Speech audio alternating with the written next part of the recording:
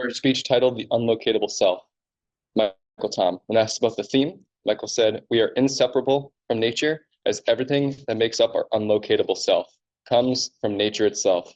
Taking care of nature is to really take care of our true self." Michael.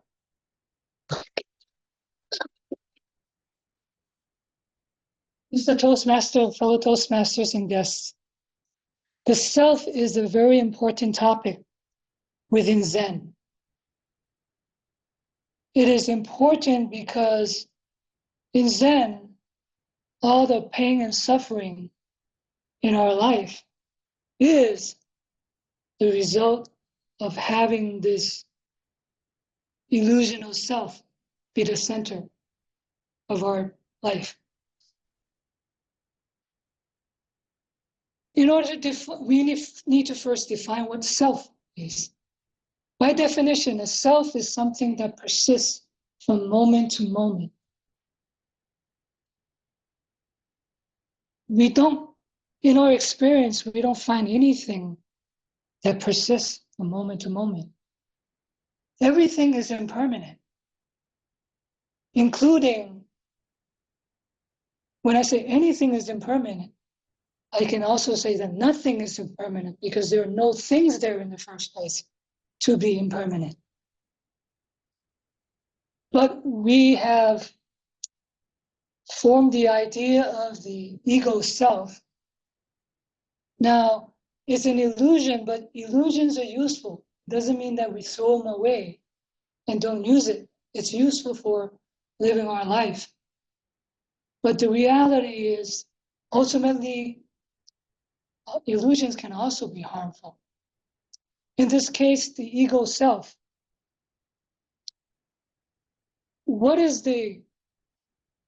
the ego self is the idea that we are born and then we persist for a moment of time and then we die.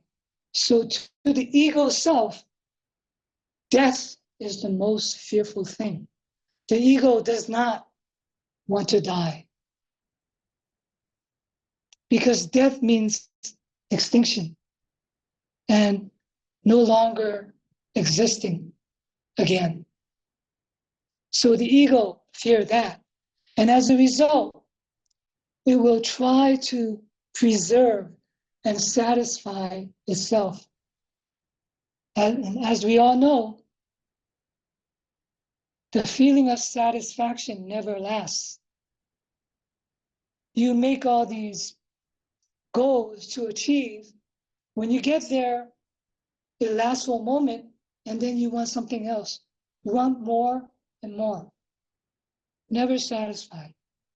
And there's the problem.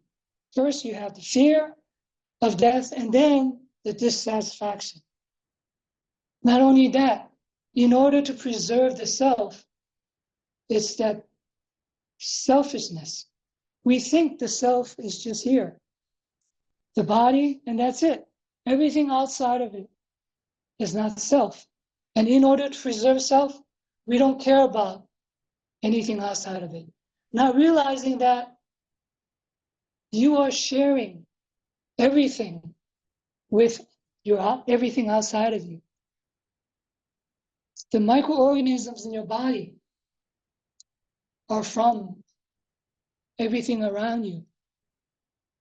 Without any of the microorganisms, you don't exist.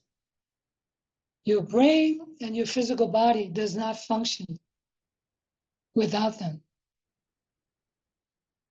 Your body is made up of the mass of your body, majority is made up of carbon. Where do you think that carbon comes from? Comes from the plants that you eat. Comes from the animals that eat the plants. Now, where do the plants get the carbon? From the atmosphere. When humans breathe out carbon dioxide, goes into the atmosphere. So there's a balance of nature. Plants takes the carbon dioxide, and gives out oxygen so we all can breathe in.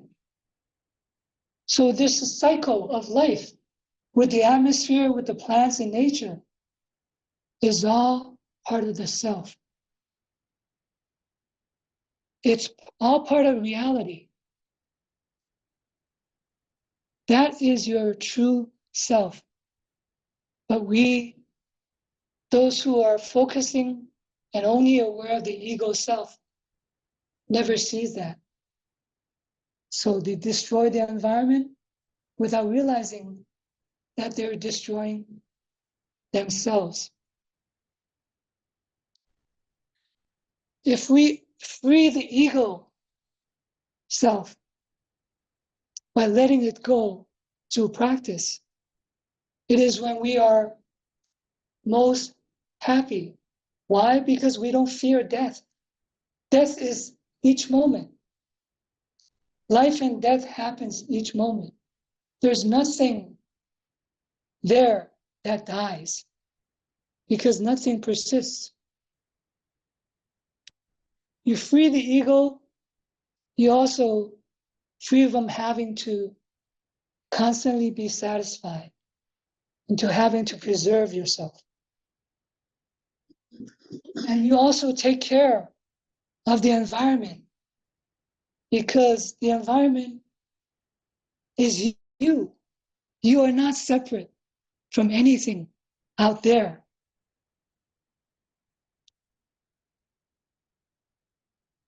In conclusion, your true self is not anything in particular. Your life is the life of the world. You are not separate from that. You are this. What is this? This is the moment. This is reality.